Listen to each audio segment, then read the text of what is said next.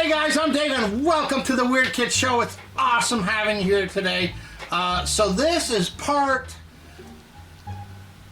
5 of the cursed book build, and I assure you it's the final part. We're going to put this baby to bed.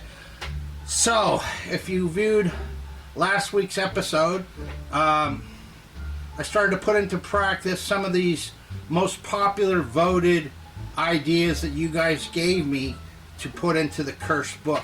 And so over the weekend I was able to tackle some of that, and so far this is what we have.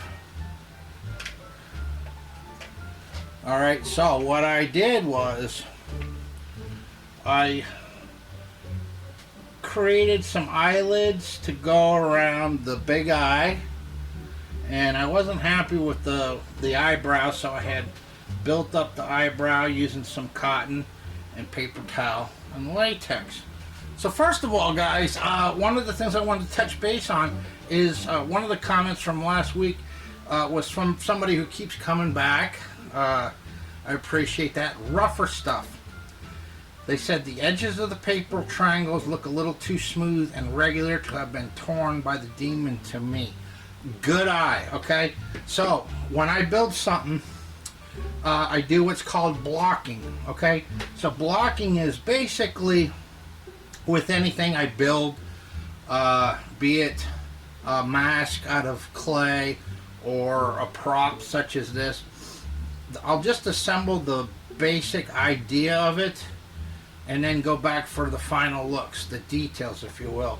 But I'm glad you caught that, because yes, basically all I had done was I had glued the page to the box, and I took a razor knife and sliced at it and then pulled it back. Left to its own devices, it looked too clean and just wasn't something that would pass as a book that was burst open, okay?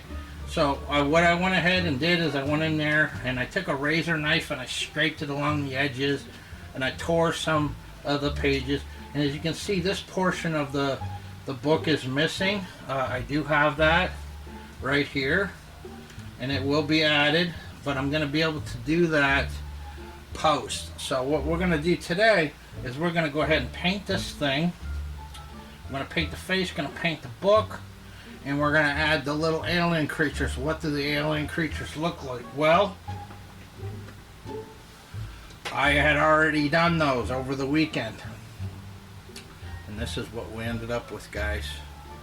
These little creepy critters. Alright, I went with a black that's called pavement, which is, it's not black, but it's not quite gray either. It's almost kind of a charcoal color. And so I've painted the whole thing that. I've made a tongue for these guys. If you can see the tongue inside the mouth or not. I made a tongue out of polymer clay, and interesting enough, which happens, is I had made them tongues already, okay, but I didn't measure. I just threw these together and put them in the oven, and when I came out and dry fitted them, I wasn't happy with them, so I had to go back to the drawing board and resculpt some new tongues, and I gave them a little fork at the end. Didn't do too much detail work to the inside of the mouth. I did painted a mixture of black and like a candy apple red, and painted the whole entire inside of the mouth. And then I took some Perma Blood, which is made by Pale Night. Okay, this stuff is awesome, and it comes in different shades, like a dried coagulated blood, like an old blood, new blood, and it works really good. You paint it on there. It also creates like a protective coating, because it's almost like a plastic now. Alright, so it seals up everything good. So I painted the inside of the mouth with that. And as you can see, each one of these guys has a little polymer clay eyeball. I had given it pupils, but I didn't like it. It looked too cartoonish. So I just left them a little mixture of white and black to give it a very soft gray. I gave it that dead cataract-y kind of look. Alright, so then I went over the whole thing with a green, light green. Okay, so that's what we've got, and they are posable. I straightened them out to make it easier to paint. So these guys are ready to go. We're going to put them aside. Alright, and then the last thing we're going to do after we paint this guy is we're going to add the hair, and we're going to put the page back, and then we're going to go ahead and test these lights, and then that's it. Well, I hope this thing will be done. So anyways, guys, I appreciate you sticking with me through this mini series, and let's get into this thing. Check this out. For the book, I'm going to go ahead and paint the book first, and for the first coat I'm going to go with one of my go-tos. Keith from Cowboys and Candlesticks already knows what I'm going to say. What is it? That's right, Burnt Umber. I love this color. It's an earthy color, and it works as an amazing earthy base coat on just about anything. It goes down real nice, and then it takes a dry brush really well. Okay, so we're gonna go that. So I want to go for a old antique leather binded book. Okay, and so basically all I'm gonna do is slap the paint on this thing and get that first coat on there, and then we're gonna be able to get in here and do the dry brush work. Alright, so we got the burnt umber on there, and I still see a few spots here and there that are still curing. So the beauty part of this build is that I don't have to wait for that to do the dry brush. I can move on to the face. So it was the main suggestion, it is what I initially thought of to begin with, was to paint the face black. Okay, so like I said before, I envisioned some kind of like a murky endoplasmic, you know, a new dimension, and you know, and like maybe the coals of hell, the black and the soot and stuff like that. So we're gonna go with that, but I'm not just satisfied just painting them black and then walking away. We're gonna have to add some depth to that. That means we're gonna have to step up the shades to a charcoal. Maybe we'll try to work in some colors in there. I know there was a few people, I think there was some suggestions of a green. Rob Dab suggested some red. So we're going to play with it. We're going to just see where it goes, guys. So, but it's a no-brainer right now at this point. I just need to take my black, and I wanted to add, I'm using acrylic paint first of all. I'm adding latex to it, the same latex I'm using for the shop towel and paper towel method, the paper towel and latex method. I'm also adding latex to the paint. That way that it's a good bonding agent for one. Latex shrinks over time, so if it was just straight paint, when that latex started to shrink, there's always a good chance that my product would start cracking. Alright, so I'm just taking the big brush. I'm getting my main coverage here.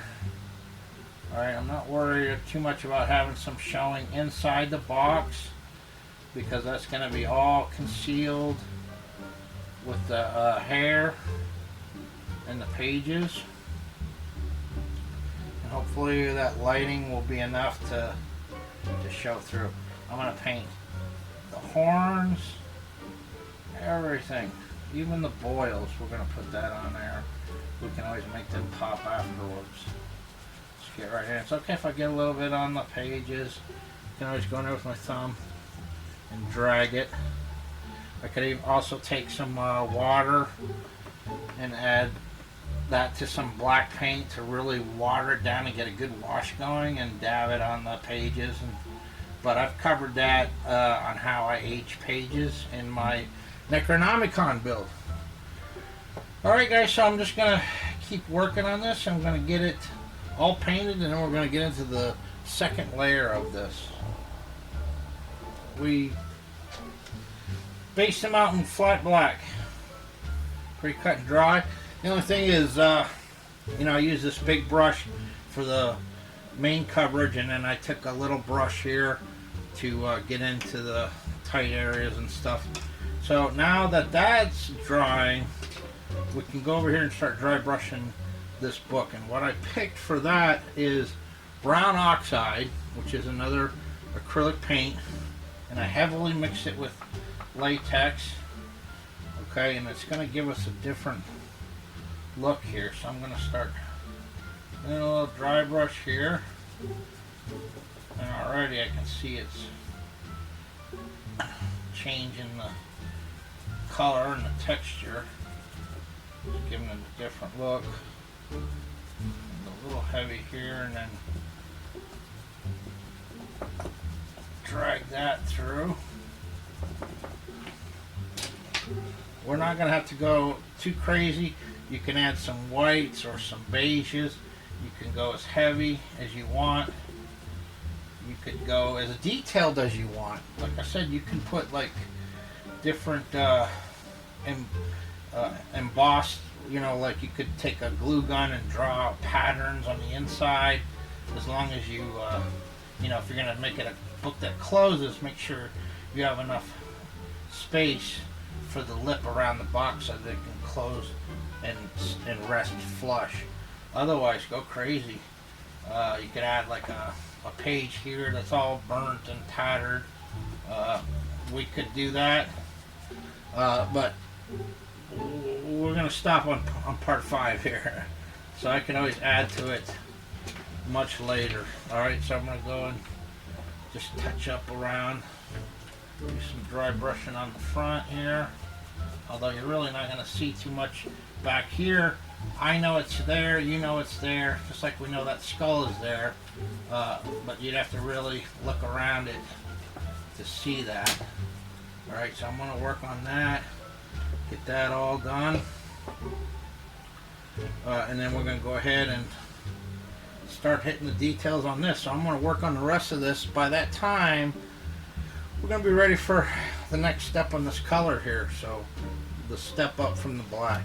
Alright guys, so I just did a quick dry brush on the rest of the book here. Now I'm taking some white and I'm mixing it in with that black, creating a lighter gray. Now what I want to do is I just want to try to start dry brushing some of these raised areas. I don't want to go crazy, just to break up the contrast of the black, and it would mainly be focused on the high areas, to where, you know, the sun is, where the light is reflecting most on this thing. I just want to do it to break it up. Okay, and I think we might even go a little bit lighter. Step it up even more. But instead of using white, I think I'm going to try some of this lime green a little bit, but I'm going to dull it down and just work it in there as like an undertone. Almost like, kind of makes me think of, I don't know if any of you guys ever seen Gargoyles, that old made-for-TV movie. I think it might have even been one of Stan Winston's first projects, I think. Anyways, the Gargoyles I thought the makeup was brilliant. And they had these, you know, dark gray undertones, but their skin was of a green. And I think I'm actually getting it right here. This is kind of what, and Rob, we're getting that green you wanted in there, buddy. It's one way of doing it, where you want the color, but you don't want to be too heavy. You just want that tone in there. Some raised areas. And once we get that, you let something like that dry, you can go back in with a lighter green. Sometimes what I do is, even though my brush is this is still wet, and like the project, I'll go in and take straight bright green and then just come in and stipple it on there in the middle of what I just painted, just to give it the final shade, you know, to make it give it some of that extra detail. Alright, so he's painted, looks nice and juicy, just crawled out of the depths of hell. Alright, so now I'm ready to start assembling this thing, and then we'll do the final paints. And for that, what I need to do is go ahead and mount these guys and get them into position, and then set my pages down. I'm going to glue them down like this. Get that in there. Get my little creatures mounted. I'm going to give a paint job to these horns, and then we're going to do some work on the mouth. So we're getting close now, guys, and then we're going to put the hair. So we're getting close. So I'm going to go ahead and start playing around with this thing. We're going to jump back in here, and we're going to see where we're at. So hang tight. Alright, I took some of that additional lime green, and I just dabbed it on those lumps there. I think it adds character to it. We haven't done anything with this. I think maybe that'll be like a bloody wound. And we're going to do that here where you see the blood on it. We're going to redefine that using the Pale Night Permablood. I added the page back. I attached these. It's easier for me to attach them to the head directly to anchor them. But it's not to say that that is part of the creature. You could just do that to mount it. The way that we can create the illusion of separation is when we put the hair. We're going to have the hair that's going to cover it and hide it, so you're not going to know you're not going to know whether it's part of the creature or separate from the creature. So we're ready for hair, guys. I'm going to put that hair on, and right now I'm gonna do this off camera just to fiddle with it, but I will do with you because one of the popular votes there again was a goatee. So we're gonna do that, and I got me one of these wigs that I got from Spirit Halloween on clearance, and I just cut me off a bunch of hair. Alright, now I learned this technique from Ed Edmonds, okay? Alright, so you get some of this hair. You're going to want like a popsicle stick or some kind of a stick, wooden stick. Alright, and then you're going to want some clear silicone, okay? And then basically all you got to do is you put some of that silicone on your subject. Okay, just gobbing it on the chin there. And then I'm going to take some of this synthetic hair. I like to try to flatten it as much as I can in my hand. Alright. Hold it as flat as I can. And then try to cut a straight edge at the top. Okay. And then with the popsicle stick, actually I'm going to turn around like this. With the popsicle stick, another cut there.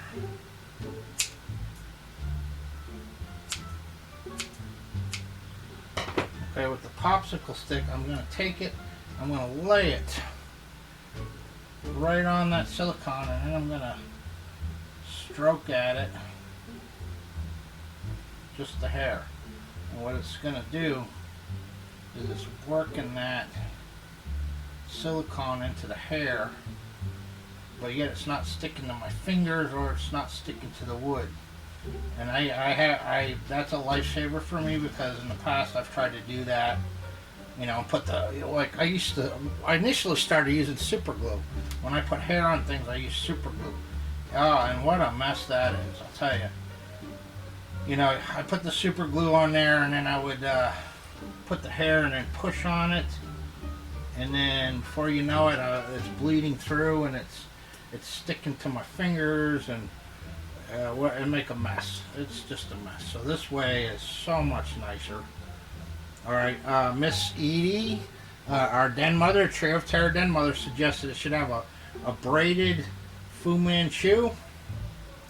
I don't know if we'll do that this time, but we could certainly do that. We could certainly do a braid, maybe add a little skull bead in there if you wanted to.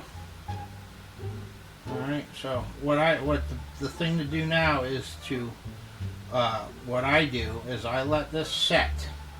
Okay, I'll let it cure, and then I'm going to pull on it, and you're going to see there's a bunch that's going to come off, but there's going to be a lot that is adhered on there. And then I can go back in again and put more silicone on top of that and then work some more in there. That's just for the goatee. When you're doing hair, it's good to do it at layers. Starting, like if you're going to do hair, if you're going to put the hair on the back of a head, it's best to start at the bottom and do a layer across here and then step it up as you go along until you fill the whole thing in. We don't need to do that with the goatee because it's just, it's just one little swatch of hair here. Alright, and so we need to let that cure a little bit. And it doesn't take long. So I want to put the cap on this so it doesn't dry out. And then we're going to take our wig. Okay, and I'm going to just take my razor knife and I'm going to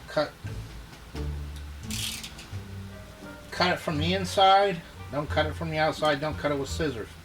Cut it this way with a razor knife to save as much of the hair on the outside as possible. Okay. Cut this. I've already cut this once because I used this from one of my Frankenstein builds that I don't believe I shared with you guys, or maybe I did. My plaqued museum piece. Alright, so we got that separated. Alright, now I can it's just a matter of seeing what works and doesn't work. So I'm going to piece this together. We're going to get all the hair on it. As you can see, the lizard creatures are mounted. They're not in their final pose position. I'm going to work on this a bit, guys. When we come back, that will be the conclusion, with the exception to the creme de la creme, which is to turn the light on and see if it illuminates enough for if those lights are enough to illuminate this. So hang tight, guys. We're almost there. Looking kind of creepy, huh? Alright, guys, and we're done. Done for this video. So, I added some of the goatee there, and then I just started to fit in some hair. I still got to play with it. You know, I'm going to probably add some more on this side and level it out a little bit. I took some of that perma blood and I went around the mouth to tie it in, and then I posed our little creatures. Alright, but yet we got to see the moment of truth. We need the lights out. So alright, guys, so that's what we have with the lights out. So this works, but it would still need some kind of an ambient light on it, you know, like some kind of a tea light or something like that. Maybe like one little center light to shine up on the face. But we still got the illuminating effect coming through. In fact, there's an byproduct I didn't consider, that the mouth is kind of glowing a little bit there. So that's what we have. Yeah, so that's where we ended up. So basically, everything you see here was the byproduct of just scraps and repurposing. You know, I already had the page from the Book of the Dead that I worked on when I did my Necronomicon. Bought the book at Goodwill for $1 or something. The lights were $1.25, but when I bought these, it was still the dollar store. Now they're $1.25. The only thing I really did buy was the glass cabochons. The rat skeletons were $1, so literally I have probably under $10 for this whole build, with the exception of, you know, paints and latex and stuff like that. Pretty cheap build, and you can use it in your hunt or something, or as a standalone prop or something like that. I want to thank you guys for sticking with me on this, and I hope you enjoyed it. I hope you found some use out of this. You know, you don't necessarily have to build a book. You can use these techniques for a wide range of different builds. So there we have it. There is our cursed book. Please, guys, if you haven't done so already, hit the subscribe button and hit the bell. It's going to notify you when I upload future videos, and I'm always uploading videos. While you're at it, go check out my brothers from the Trio of Terror, Keith from Cobwebs and Candlesticks, and Vic Springston from Monster Misfits. And I appreciate you guys so much. And until next time, peace.